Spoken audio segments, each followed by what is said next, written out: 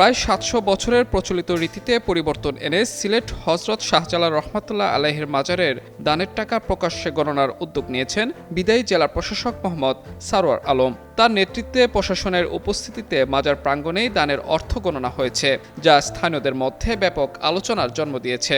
সোমবার দুপুরে মাজার প্রাঙ্গণে উপস্থিত হয়ে সারোয়ার আলম মাজারের দুটি দান ডেক এবং জেলা প্রশাসনের স্থাপন করা নতুন দানবাক্স খুলে অর্থ গণনার কার্যক্রম শুরু করান।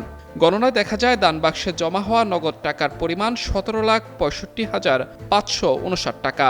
এছাড়া পাওয়া গেছে প্রায় ৭ আনা স্বর্ণ, ২টি সৌদি রিয়াল, ডলার ও পাউন্ড সহ বিভিন্ন বিদেশি মুদ্রা। এর আগে গত ১৮ জুন জেলা প্রশাসনের উদ্যোগে হজরত শাহজালাল রহমাতুল্লাহ আলাইহির মাজারে থাকা ঐতিহাসিক ৩টি দানের ডেক সিলগালা করা হয়। একই সঙ্গে প্রশাসনের ব্যবস্থাপনায় নতুন দান বাক্স স্থাপন এবং নিরাপত্তার জন্য আনসার সদস্য মোতায়েন করা হয়।